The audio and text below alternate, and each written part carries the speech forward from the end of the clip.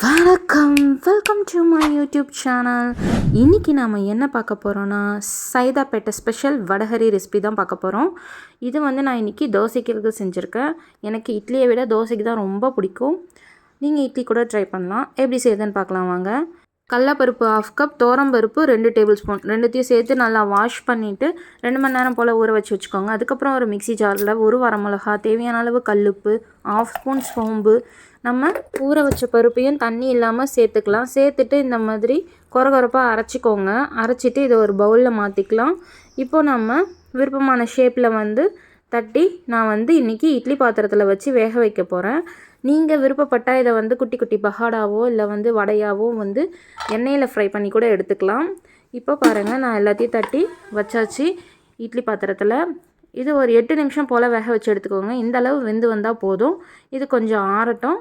அப்புறம் நம்ம குட்டி குட்டி பீசஸாவோ உடைச்சோ இல்லை கட் பண்ணியும் கிரேவியில் சேர்த்துக்கலாம். இப்போ கிரேவி எப்படி செய்கிறதுன்னு பார்க்கலாம். அதுக்கு 3 பல் பூண்டு, இந்த அளவு இஞ்சி, 2 பச்சை மிளகாய், இதெல்லாம் நம்ம க்ரஷ் பண்ணி வச்சுக்கலாம். அதுக்கப்புறம் ஒரு கடாயில் 1 ஸ்பூன் எண்ணெய், 1/2 ஸ்பூன் சோம்பு, சின்ன துண்டு பட்டை, 2 கிராம்பு, 2 ஏலக்காய், 1 பிரிஞ்சி இலை, இதெல்லாம் சேர்த்துட்டு கொஞ்சம் கருவேப்பிலை சேர்த்துக்கோங்க. அதெல்லாம் வதங்கினதுக்கப்புறம் நம்ம க்ரஷ் பண்ணி வச்சுருக்க இஞ்சி பூண்டு பச்சை மிளகாவை சேர்த்து வதக்கி விட்டுடலாம்.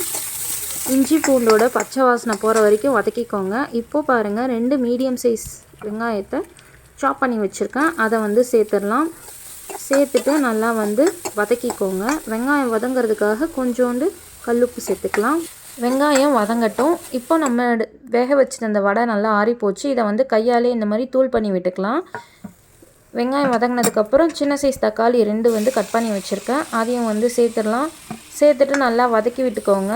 நல்லா வதக்கிட்டு இப்போது நம்ம கிரேவிக்கு தேவையான மசாலாஸ்லாம் சேர்த்துக்கலாம். 1/4 டீஸ்பூன் மஞ்சத்தூள், 1/2 ஸ்பூன் காஷ்மீரி மிளகாய்த்தூள், 1/2 ஸ்பூன் கரம் மசாலா. காஷ்மீரி மிளகாய்த்தூள் கலருக்காக தான் சேர்க்குறேன். அது ஆப்ஷனல் தான். இதில் காரம் பார்த்திங்கன்னா நம்ம பச்சை மிளகாய் சேர்த்துருக்கோம். தேவைப்பட்டால் நீங்கள் டேஸ்ட் பார்த்துட்டு தனி மிளகாய்த்தூள் சேர்த்துக்கலாம். அப்புறமா இப்போது நல்லா 1 டம்ளர் தண்ணி ஊற்றி நல்லா கலந்து விட்டுக்கோங்க.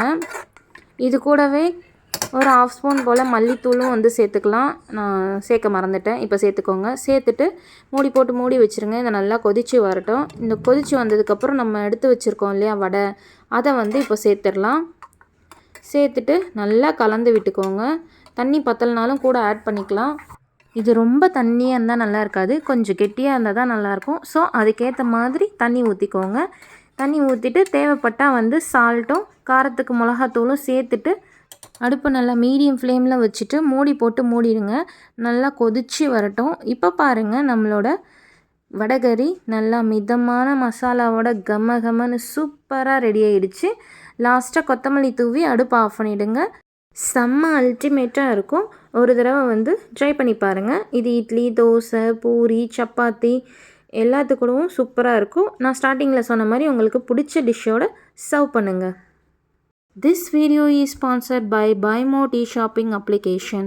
BuyMode e-shopping application is one of the online shopping app.